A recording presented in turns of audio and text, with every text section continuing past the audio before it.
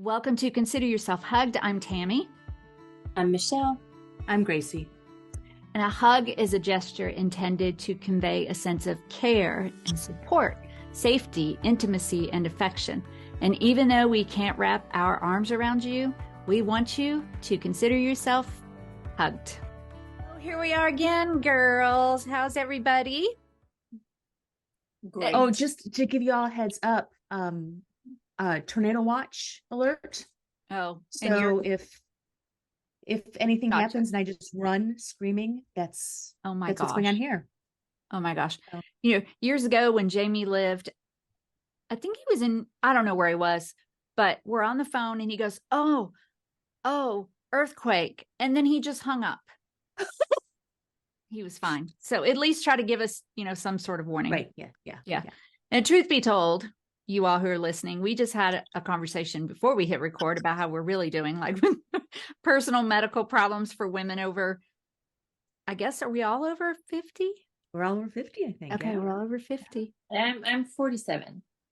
Okay. I didn't think you were, my gosh. Are we really that far apart in age? I'll be 40. I guess we are. Yeah.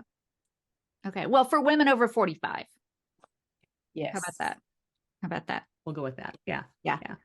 So I think what we're doing tonight, so if you've listened since we've been together, we've sort of taken turns like guiding the ship, I guess. And Michelle went first and led 4 episodes. And then I led 4 episodes. And now it's Gracie's turn to lead 4 episodes. And I think based on what you sent us, which it was kind of like what Michelle did too, and me too, it's a little bit like, okay, here's a little bit, and then we'll just go with it. But I think you wanted to do sort of a part 1 and part 2 or not. Yeah. Okay. Because the times before connected. Yeah. Okay. Times before when we've done multiple parts, we have not clarified that in the beginning. And so I have to cut it somewhere and then I have to record over it and say, hey, by the way, we're doing a part 2. Yeah. So we'll just say it's kind of a part 1 and part 2. Right. Yeah, exactly. We'll see what happens. Okay. We're flexible. Let's see what happens. See, you fit in so well from when Michelle and I were doing it. I don't even know when that was, but anyway, glad you're here. So Gracie, what are we doing? Okay, so I had this conversation, and actually I've had this conversation before, but it came up again a couple of weeks ago. And a lot of people don't know my story. I used to be a therapist up in Alaska. And then when I moved back down to the Chicago area, I moved back down to Illinois. At the time, there was no reciprocity for my license. Oh, right. Yes. Yes, yeah. Yeah. So that's how I got into the speaking and training field, because it's like, I'm not going to go back to school to get another degree to do that. I mean, I just, and so I couldn't practice therapy. Would you have had to basically start all over? Or, I mean, I would have had, so I had an LPC. I was a licensed professional counselor, not LCPC, licensed clinical professional counselor. So I would have had to go back at the time. I would have had to go back and get my master's in social work. I have a master's in counseling, not a master's in social work. Okay. Gotcha. So, and I wasn't, I mean, when I was originally looking at getting my master's up in Anchorage, it was like, you get a master's in counseling, a master's in social work. And then I saw the burnout rates for social workers. So I have a master's in counseling. So Illinois does not have, they didn't recognize. Not LCPC. No, excuse me, not LPC. Now they do. They'll actually grandfather it in. But at this point, I've made such a big change over that, and I love what I do. So good at the training and speaking. I love it. Yeah. Yeah. But what happened was at the time, because I mean, I'm a therapist. I mean, that's what I do. I can't practice therapy. So I ended up doing therapeutic coaching. So I kind of skirted around the ethics around that. But one of the things is I would talk to people. So I've been having this conversation ongoing. Like I said, it came up again last week about people will ask, well, what's the difference between therapy and coaching? And I actually had somebody a few years, and this isn't entirely accurate, but I think it was a good description, is that like therapy focuses on the problems of the past, right? It's developing insight and awareness. Mm-hmm. And coaching, what your mom did to you. Right. Yes. Tell me about your family of origin type of stuff. What your family did to you. Yeah. Coaching is more like, let's just look to the future. Look at solutions. And again, it's not that clear cut. Right. But there really is kind of the difference. And so when I was doing therapeutic coaching, and it is different. I mean, going from therapy to doing coaching, it is a very different process. But doing the therapeutic coaching really emphasized, which has kind of been the context of everything I've done in training and speaking of, let's acknowledge what the problem is. Let's figure it out. So now we can come up with a solution. So kind of, the best of both worlds. And so one of the things I was thinking about, especially after some of our talks, is I think in many ways there still is that separation, right? Are we going to let's talk about our problems? Let's figure out what's going on. Let's talk about family of origin stuff. And it really needs to be that, or it's completely ignoring it. And okay, here are the things that you can do, and neither of them stand well on their own. You need to have both of that. So I thought today we can talk about our different problems, what we see around, and then some of the solutions. And then the part 2 can be, we can share some of our favorite resources. I like that. But one of the biggest things for the problem solution is that a lot of times, and this is where therapy is so incredibly beneficial, is we don't know their problems because they're so normalized, right? And it's our reality, Yeah. And and we've talked about this before. Mm-hmm. And so I just thought, maybe we can just kind of share again what some of the stuff that we've experienced, but also what we've seen, problem solution. Right. Some people. So I can go ahead and start. Oh, please. Yes. We would love for you to start.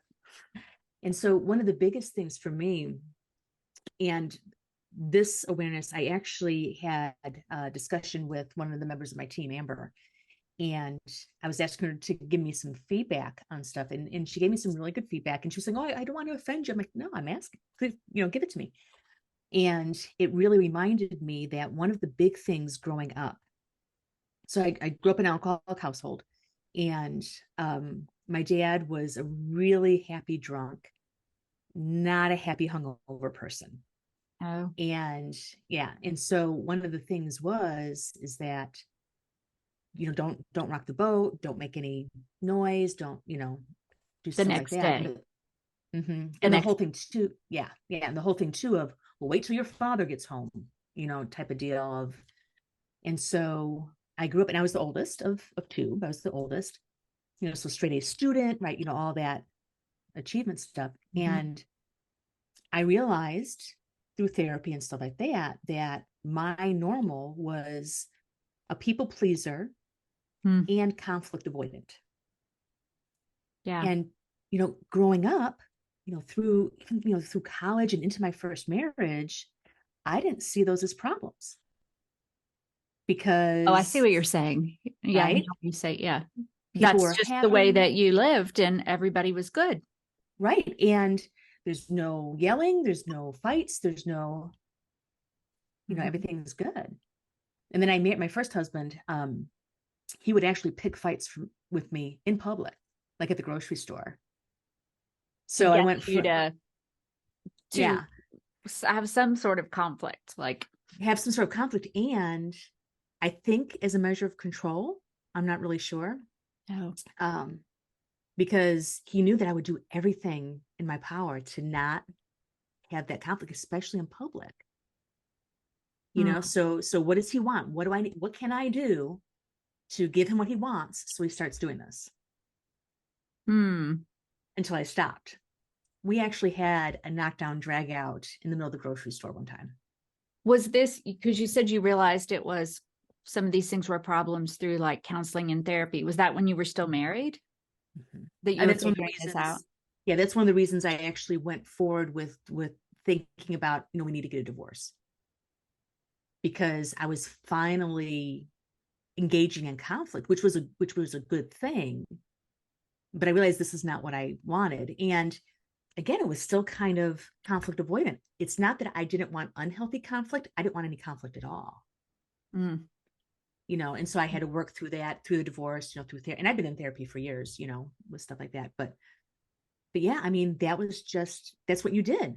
That's what, in my mind, a healthy relationship was completely conflict-free, and you do whatever you can to make everybody else happy. And if everybody else is happy, then you're good.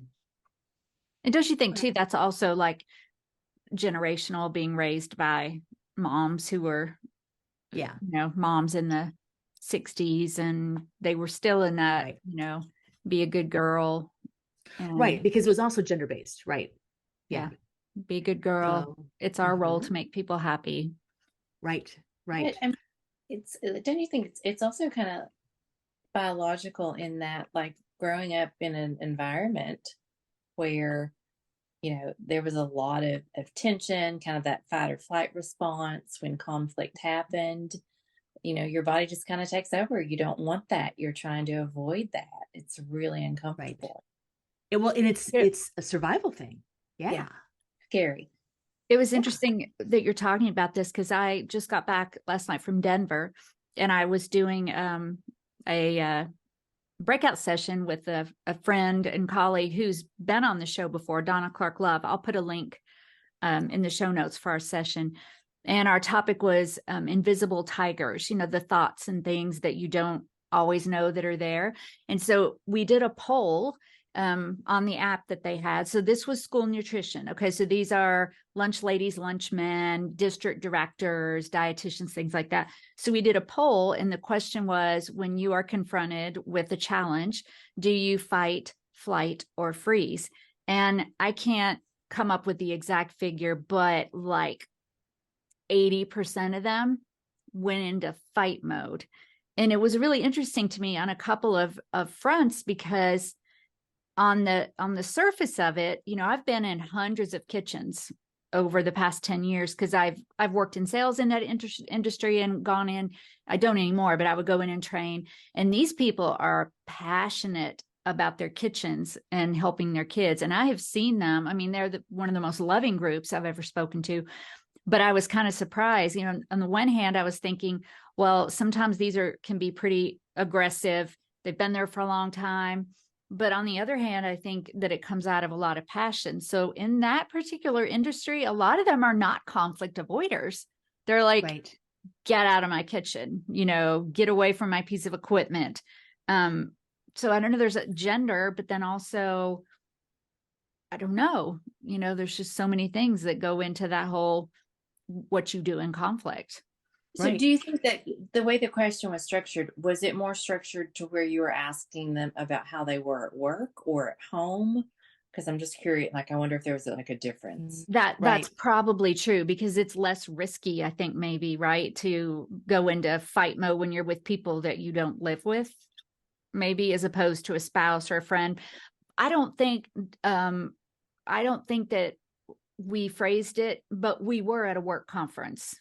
So I'm thinking they were saying work-related behavior. Well, and I also think it all depends on the culture. So, I've worked in some places where telling your coworker to F off is perfectly appropriate. And I've worked some other places that if you didn't address your supervisor as Mr. So-and-so, it was considered disrespectful and insubordination. So I think part of it also has to do with whether it's work culture or family culture. Yeah. And we learn the rules, and we don't even know what the rules are, but we learn the rules. And that has to do with how we handle conflict or perceived conflict. Yeah. Well, and like you said, if it's working for you and the people around you, then it's not a problem necessarily. But if you're in this culture where they're mostly fight and you're very much freeze or flee, then it might be a problem because you're not holding your own. Right. So that part what you said at the beginning about problems that we may not realize they are problems, having a little bit of self-awareness. Yeah. Yeah. So for me, prompted by the discussion, but some other things was, the people pleasing and conflict avoidance. And I mean, even today, I have to sometimes assess, okay, why did I make that decision? Was it because the healthy thing is, I'm not going to interact with you when we're in this place emotionally because it's not going to be productive. So we need to address it later. Or am I just saying, nope, not dealing with it. Nope, not dealing with it. The behavior is the same, but in one situation it's healthy, in one situation it's not. And I have to continue to assess that. So is that one of the things when you talked about solutions, is that being in a state of assessment and reflection? Yes. And actually looking at it and considering it, which is a skill that I had to learn. I think this is a skill we all have to learn. I don't think most of us are not naturally introspective that way, I don't think. But No, yeah. I think you're right. So you're saying every single time, just like you said, we had to form connections every single day. You remember that a couple sessions ago? We've kind of failed at that a little bit. We have not done a good job. We were going to do some stuff. We need to get back on that. Right. Yes. Like encouraging one another. Like, Gracie, did you take a walk today? And Michelle, did you say you were sorry today? And yes. Yeah, we have. Yeah. Got to get on that. Yeah. We need accountability here. Yeah. Put that out there. Yeah. You're absolutely right. And when we teach a lot of the like mental health and checking in on people, I always tell people to set a reminder. It's not like a sign of that you don't really care if you have to set a reminder. So that's what we need to do too. Right. Yeah, we do. Set a reminder. Nag Gracie, annoy Michelle, whatever it is. Love it.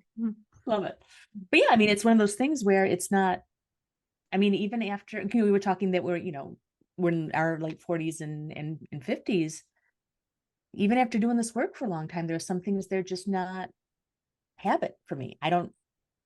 There is a lot that I assess and I just do it naturally but especially with the conflict thing, I need to be looking at that a little bit more often. I mean, that's part of the solution, like you said, So what else do you do in that conflict avoidance?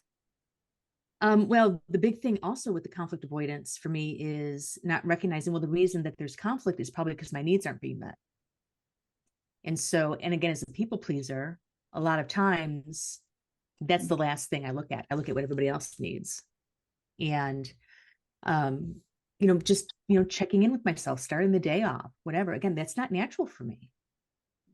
And that's something I kind of would like to be, I'm going to roll over here and grab a book while you're talking, but it's a research book, but it's not like, I've talked about it before a million times, but you need to read this, Toward a New Psychology of Women. It's 1976, but there's so much in there about like, there's a chapter called Conflict the Old Way and Conflict the New Way. I've used it so much that it's like falling apart.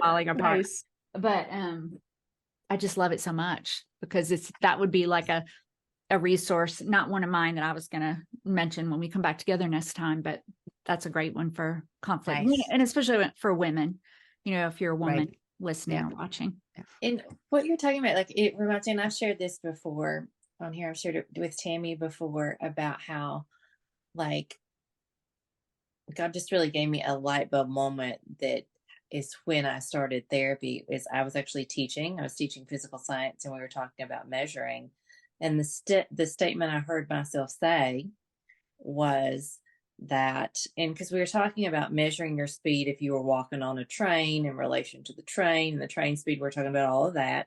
And I made the statement that if your frame of reference that you're measuring against is off, if you picked the wrong one and it's faulty, all your measurements after that are going to be off. And it just clicked with me that like everything I was basing decisions, personal decisions and so forth on was based on this really unhealthy kind of pattern that I had been living in. And that in order to make healthier decisions, I had to change the way I looked at that. And so kind of like what you're talking about, measuring everything, looking at it as a measurement, like, is my frame of reference what I'm measuring this against? Oh, I like that a lot. Because you're right, because you can look at it and say, yep, this aligns perfectly. I'm doing exactly what I'm supposed to do. But if your initial measurement is off, I like that a lot. So like, as an example, are you saying that, because I think that you need to type that out for me and send it so I can put that in the show notes, because that's a quote worthy thing. So you're saying like, if your frame of reference is hearing your mother's voice, that get along and keep the peace. And so you're successful because that's what you're doing, because that was your frame of reference. So you need to find a new.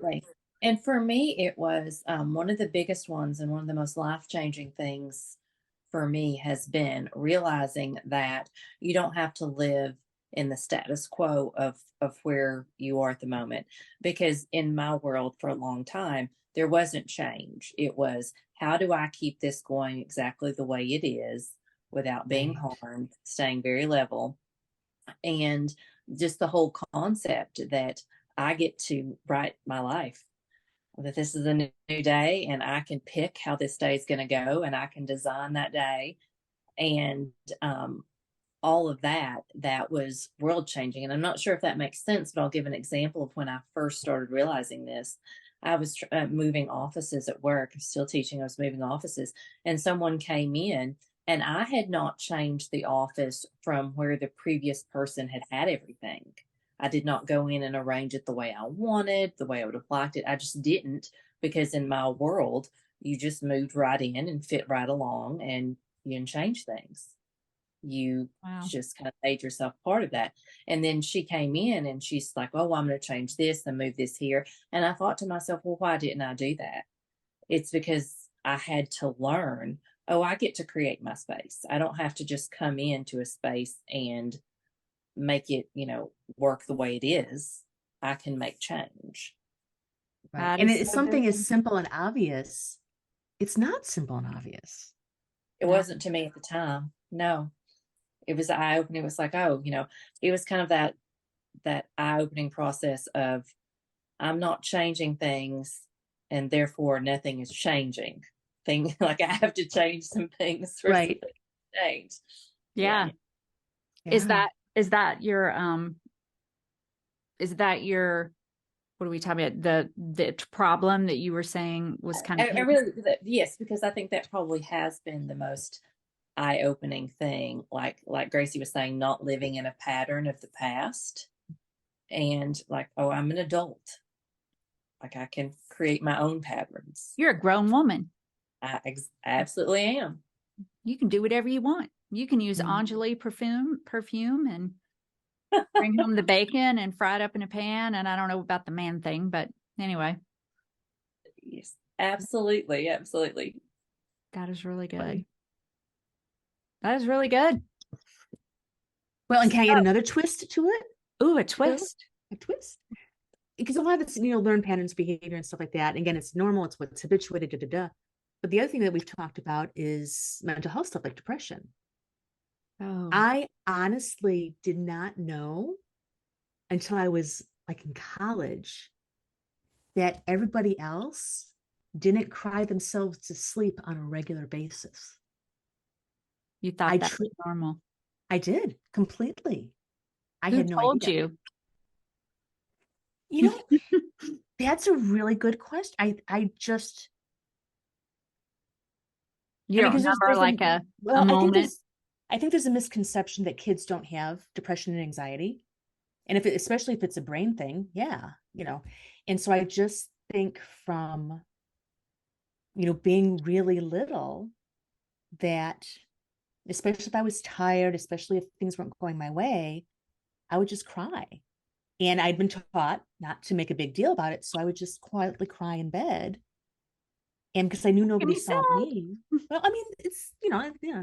And so it just never, so I'm thinking, if somebody has depression, if somebody has anxiety, if somebody has PTSD, if somebody has, right, all this stuff, how do you, because I know I put the mask on. So I just assumed, Mhm. how do you know that that's not what everybody else struggles with? I mean, that's such an incredible point, because it's like shows the power of story.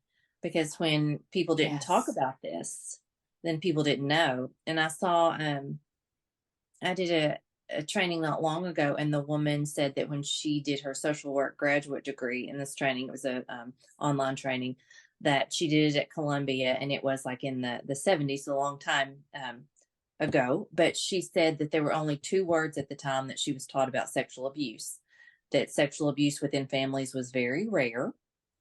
And this was at Columbia, that it was very rare, and that it happened mostly in Appalachia. And she said What? only two sentences that were said. And again, this was back in the 70s. Right. Why did Right. they believe that? Because no one was talking. Nobody was talking about it. Right. And so, like, Yeah. without people's stories, then you don't know. Right. Right. You're right. You know, Yeah. a couple things about that too with kids. Michelle, because we're both in the Nashville area, Channel 2 is doing every day this week about kids' mental health in the Nashville area. So that would be something interesting to watch. Oh, And yeah, the second I didn't thing, realize that. what? So I didn't realize that. Yeah, thank Yeah, you. every day they do it like a topic on Thursdays. I'm sorry, not every day, every newscast tomorrow. So I'll Okay. probably report it, and see what they have to say. And the second interesting thing we were talking about, just this isn't, I think it's relevant. In the Nashville area, there was a coach who sexually abused, I think, at least 7 kids, and they found his phone with videos, and the youngest was 9, I think, and the oldest was 15 or Oh, I 16. read about that. Yeah. Yeah. And they were interviewing a counselor. And a lot of times I hate to say it, but when I see interviews about stuff like this, they just don't seem to have anything super interesting to say. It just is. But this woman, I thought it was so good. She said, we need to take these children and get them through this in such a way that they see this as one segment of their life and not their life. And we need to allow them to compartmentalize that in a way that it is an event, but it is not who they become. And she went on and talked a little bit more, but I thought it was so good. And, thinking about all the things, us and our listeners and stuff have been through, being able to, it's so now with kids, they're really starting to pay attention, to helping them do that while they're younger, Mhm. and be able to move past that and live. And she said, and live a full life. Live Mhm. a full, happy life that does not rest on that event. Yeah. It was really good. Really, really good. Yeah. So I think asking those questions, feeling free to tell stories, having that become more normal, that's a huge part of becoming aware of it just at all, you know? And so it's a change in perspective, it's a change in insight, it's a change in focus, you know? Yeah. And I love the fact that you use the term stories, Michelle, because Yeah. that's how we learn as human beings. I mean, you can throw all the data you want at me. I'm gonna remember the stories. Yeah, absolutely. Yeah. So yeah. When you sent that question, then I was thinking, well, okay, problems that we don't know necessarily that are problems. Because lately, with just going back into counseling after being out of it for a while, I feel like I'm pretty acutely aware of the things that are affecting my life. But I realized that I had a big lesson yesterday at this event. So you all know that I struggle with like confidence and how I'm always beating myself up as a speaker and I'm not good enough and I don't like feedback. I hate to say I'm getting better. So when you talked about Amber giving you feedback, I thought, oh my gosh, that must have been an awful day. How and you're just like, no, I asked for it. But I know that holds me back because I know I'm not perfect, but just hearing it. Bleh. So we go to this breakout session. It's a huge conference. There's like 5,000 attendees, and the breakout sessions we had 250, maybe 300 at this breakout session. But I've spoken for child nutrition for 10 years. Donna has never spoken for child nutrition. And so I told her, I said, I want this to be mainly about you. I really want, because it was her topic, her title, and then I just meshed my information. I said, I want this to be about you. I've done this before. They're going to love you. I want you to just really be able to shine. And when we got there and she was shining, and I don't know, and I've also been spending a lot of time in prayer, just a lot of time in prayer. And she was shining and I loved it. And it was such a and I thought, so, but partnered with that is I realized that the thing, even though it's self-worth and, criticism and all that, and I know where it came from, but in a way it was like negativity. I think that I've been battling negativity and didn't even know it. And people will be like, no, you're so positive. I'm like, yeah, maybe, but you're not in my head, first of all. Right. And second of all, Donna and I did it. She wrote a skit for us. We pretended like we turned our microphones off, and then I played the negative part. And I was like, oh my gosh, we had to walk so far and the food is so expensive. And I went to this session. It was so boring. And she was being the positive person, but I thought, that's not totally out of character for me. I could have said all of those things, you know? And so it was just, I love that you asked that question, because it made me do a little bit of self-assessment and realize that I think I've been battling some negativity. Didn't know it. It just Right. felt like conversations, things that you say, you know, Yeah. this is Yeah. bad and this is bad. And oh my gosh. And so it was a great revelation for me. And so I think when we talked about solutions, I think, you know, awareness is definitely the first thing. And then we had some tools in there about reframing. And so I took Right. some of those things. We said, you know, well, I got my 10,000 steps in, and the show floor is full of food. You know, if I don't want to spend money on food, by the way, we wrote those things. I don't know that I would have said those things, but it's Right. just catching your brain and reframing and forming those new connections so that you begin to change the way that you speak. Both So internally and externally, yes, because those feed each other. Yeah. yes, yes. And I've known that I battled the internal negative, but it was the external that was such a surprise. Like, oh, did that just come out of my mouth? Let's try again. Yeah. Cool. So what do we have then? Conflict avoidance. What are the ones we? People pleasing and depression for me. People pleasing, depression. Michelle? I'm not even sure what you call that I stuck in patterns. Habits, patterns. Yes. And negativity. Well, aren't we great? We are great. I think part of changing changing the world. Right. We're changing the world. We are changing the world. That's but right. I think part of it is that, like you both were saying, we were taught that this is the way you navigate the world. And it got us the results that we were looking for, which was survival or whatever. And so that became our normal. How, you know? And I think you can even relate that to me getting these negative conversations, because that is kind of normal. And the payoff is you kind of bond with people over negativity. Yes.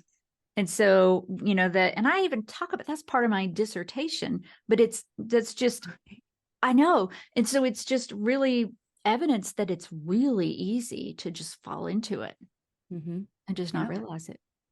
Yeah. Well, this was a good start. Free therapy for anyone who's listening. That's right. Yeah. Or watching. Exactly. So next time we're going to just like have a few resources that have helped us through some of these, right? Oh, or even I even put down some things just as a little preview. I put even some books, you know, that I like to read. I mean, just things to keep you in that positive mindset and that getting past some of these things we've talked about. Yes. Okay. Exactly. Well, do y'all have anything else for today? I'll take good. That now. I spoke a lot. Makes me happy. Did speak a lot. How about you, Michelle? You good? I am good. Nothing else. Okay. Well, then do all the things that we ask. You know, I hope that you all listened to Shelley Hauser last week because she was amazing. And so go do that if you have not, and subscribe, download. You know, I had multiple people come up to me at this conference and say, I listen and read your stuff every single week. Please keep sending it. And I said, please comment. Please say hello. Please let us know. So it lets me know there's a lot of people out there listening. We would love to hear from you. If it's Facebook, show notes, whatever, we would love YouTube, you know, anything. Just let us know what you're thinking, things that you would like to hear us talk about. If you're a woman and you're not part of our Facebook group, be sure to click on that and join that group. All of our bios and contact information are in the show notes. And then we all know what happens now. Here we go. And until next time, consider yourself hugged. That wasn't horrible. No, it wasn't horrible. That's our bar. That's our frame of reference, right, Michelle? That's our train measurement. It wasn't horrible.